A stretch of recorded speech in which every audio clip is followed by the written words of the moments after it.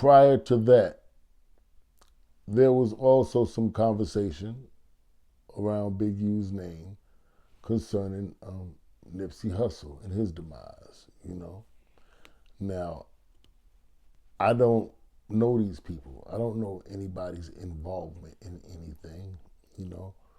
But we do know that the Eric Holder guy, who was actually arrested and I believe found guilty for it, was a member of that same gang. So there was a faction of the Rollin 60s that was in opposition with another faction, or there were several members that were in opposition with other members. Everybody heard of the Big U and Nipsey scuffle. All right, everybody heard these stories like all over the internet. Like, how the hell is we doing police work because we talking about it? Come on, man. Like, you don't have exclusive rights, buddy. All right? Once it hits the internet, you don't have exclusive rights to where only people from your neighborhood can talk about your neighborhood. You made it public. It's public. I make videos all the time where people who's not from my neighborhood are talking about my neighborhood. That's how I came up here on YouTube, defending people from my neighborhood against strangers on YouTube who don't know people from my neighborhood.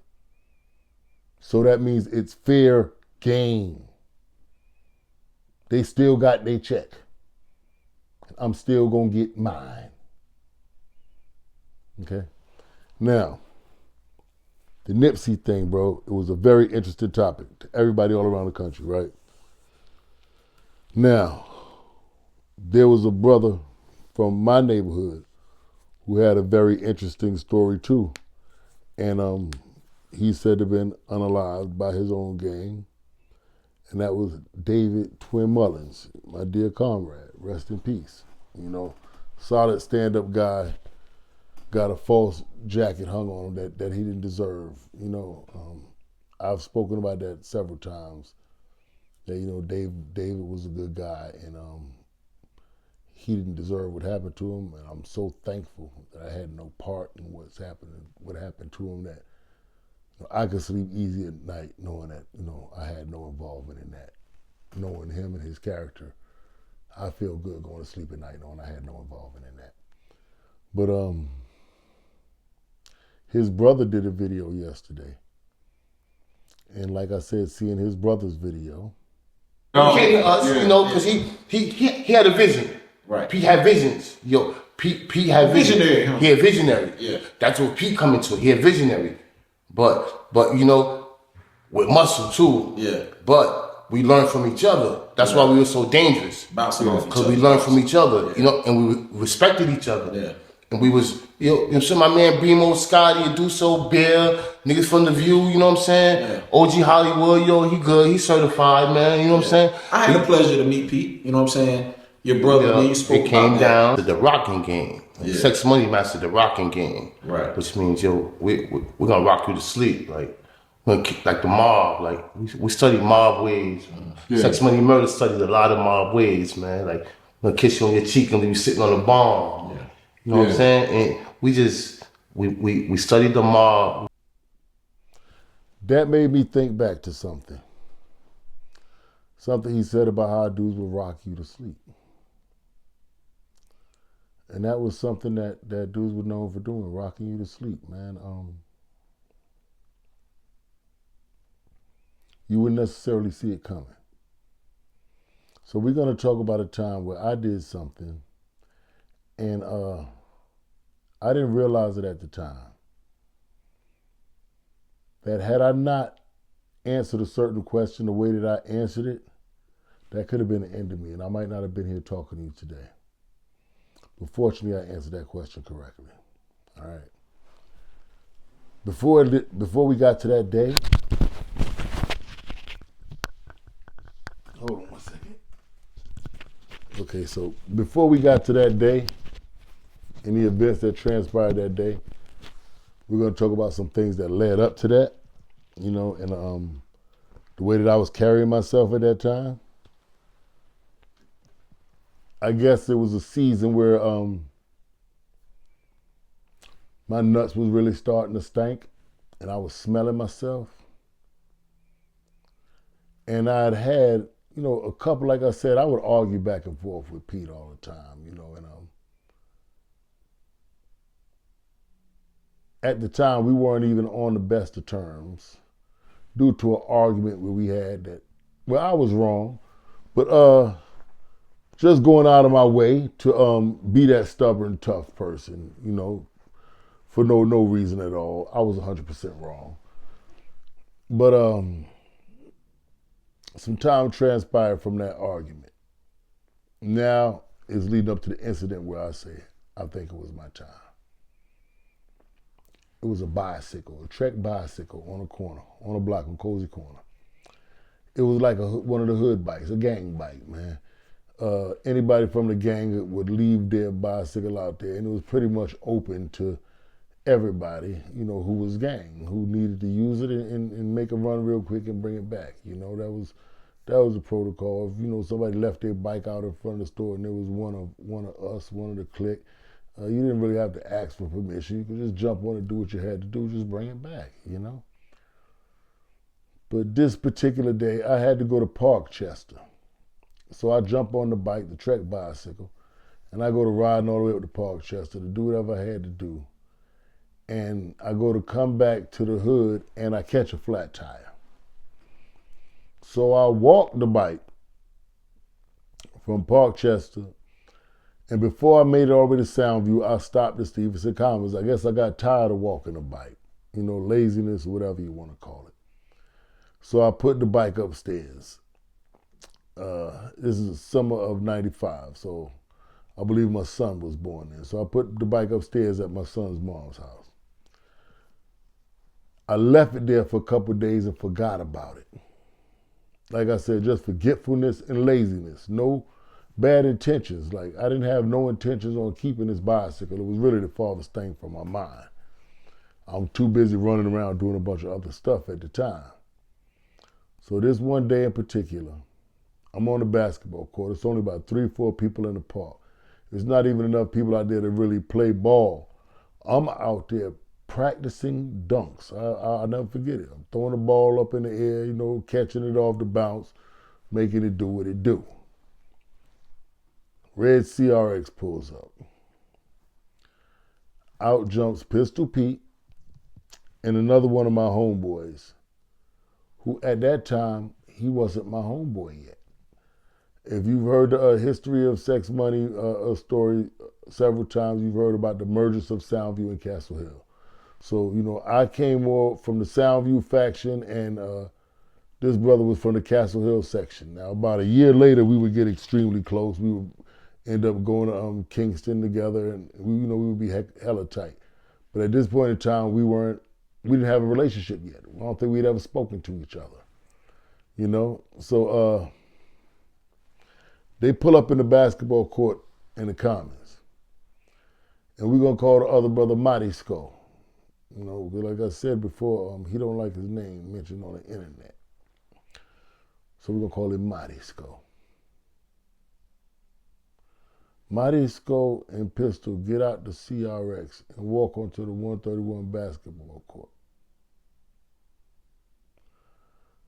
Pistol comes and stands. They both walk through the gate, and he stands like over by the court that's closest to the Commons, closest to Lafayette Avenue. And I'm still doing my dunks and everything, acting like everything normal.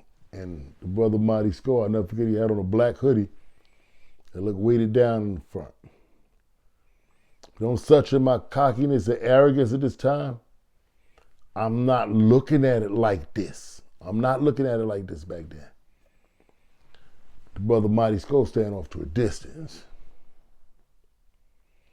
And Pete says to me, with the straightest face he's ever spoken to me with, and almost like a crack in his voice, like, yo, where that bike at, man? I'm like, oh shit, it's upstairs at Shorty house, yo, you need it? I'll go grab it. Like, yeah, I said, man, she had a flat, man. My fault, I meant to fix the shit, you know what I'm saying, and bring it back to the block. But then this happened, that happened. I start running around with you, whatever. And I saw the whole look on his facial expression change. And his whole face relaxed. He was like, all right, go get the bike. I went and got the bike, brought it back, gave the nigga the bike. I did not think that deeply into it at that point in time. Like I said, like Twin was saying, with the rocking you to sleep, you don't see it coming. And, you know, there was, like I said, a couple arguments that we had. One in particular prior to that was over something Mookie had lost, and Pete said that I had to pay for it. And I felt like Mookie should have paid for it, but Pete felt like I should have paid for it because I was in charge of what was going on at that time. He left me in charge of something. So I should have been a responsible party, regardless to what. And he was correct. I was being immature and stubborn and ignorant. And I argued him down, and I wanted to play the tough guy, you know. And at that time, I was doing a lot of tough guy activity. I started robbing people and extorting people and all type of stuff. And he knew that that was going on. And I believe, looking back at it in hindsight, it was about the principle. It wasn't the fact that it was a bike. You know what I mean? It was the principle of it. I believe that he thought I was trying to be on my Debo bully shit with him and take his bike. You know what I mean?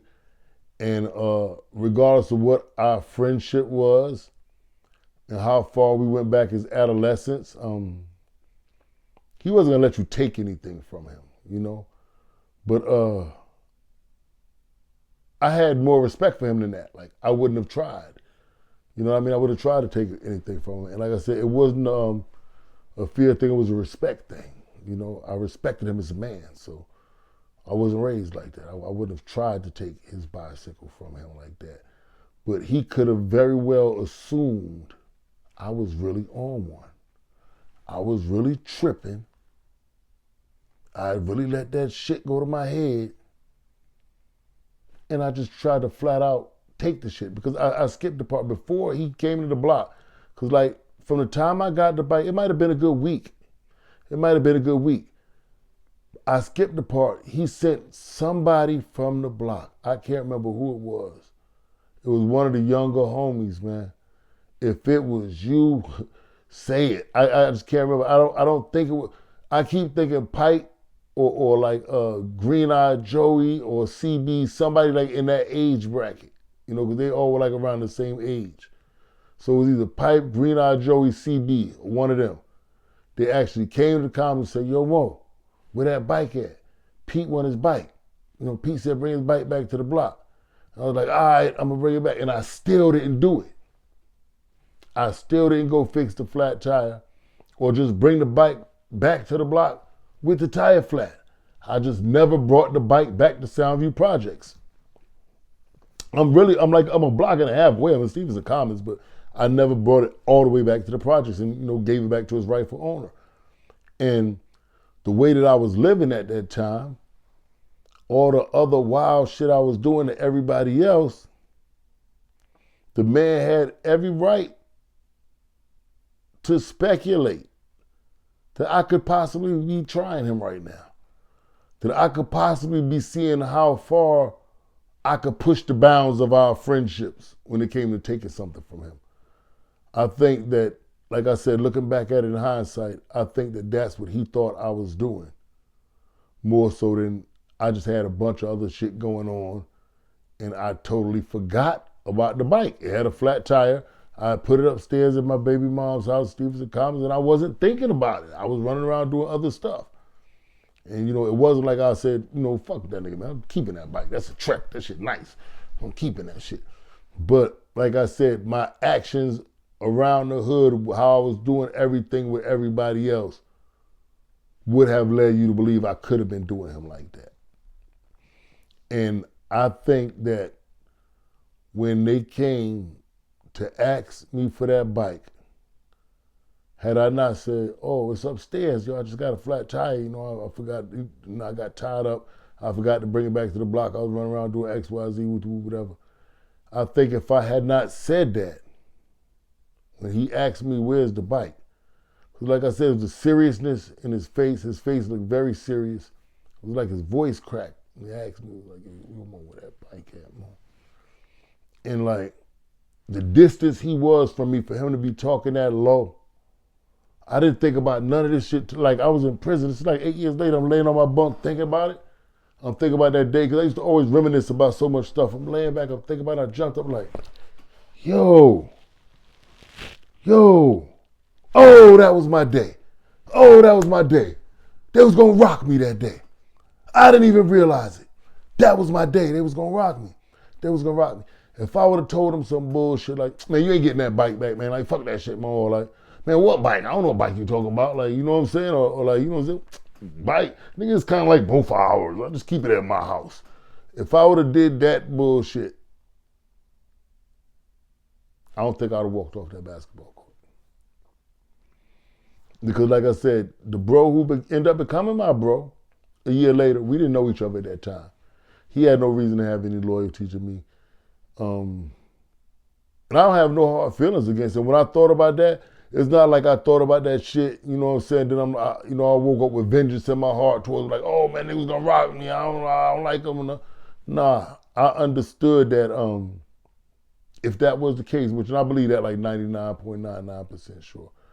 I believe if that was the case, that I did bring that upon myself, you know what I'm saying, with the way I was acting, and like I would have been considered the aggressor, you know what I mean?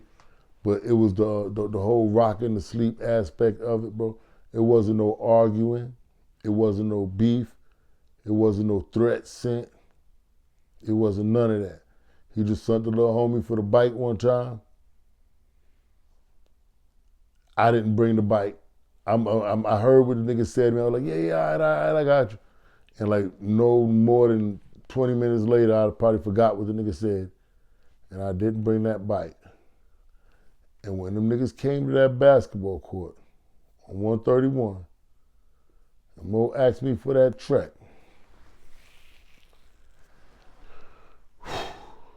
if I wouldn't have said, yo, that bike is upstairs at Shorty house, go get that shit. Matter of fact, I don't even think I went to get the bike. I sent Batan to go get it. I think that's exactly what I did. Batan was there. He remembers. If he ain't, to dust himself out the game. That's my nigga still though. But Batan was in the park. I was like, yo, Pete, go upstairs, go get that bike for me, yo. And I stayed right there. I didn't even leave the court. Word. Like that energy, man. So just stay right here. Just stay right here. Like if maybe, I don't know, if I'd have left the court, maybe you thought I was trying to slide or something. I don't know. But like I said, with me reaching that level of defiance with him and then not bringing that bike back in a timely fashion, I think he felt like I was trying to strong arm bully him. And regardless of how good of friends we was and how much love we had for each other, he was not going to accept that or tolerate that from anybody. You know, I could have been the victim of sex, money, murder in 131 Park in 1994 over a Trek bicycle. Because every goddamn day I was running around too high to remember to bring the shit back to the projects, or too busy running around doing some other shit and forgot to bring the man his property back. Something that simple. When you choose to make yourself a part of an organization that rules by violence and handles every situation with violence, you have to be aware that if there's ever a time where you're in conflict with your own organization, you can be met by violence from that same organization. So when you see them at their most violent, you're in awe of how bad they are, and you want to be a part of that machine. Always keep in mind, one false move, and that same machine will be right on your ass.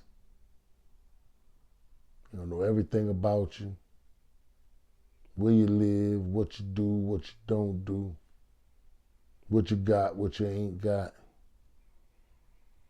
The last gang you want to go to war with is your own gang. And anytime you join a gang, there's a possibility you could end up going to war with your own gang, even if you ain't do nothing wrong, like David Twin Mullins.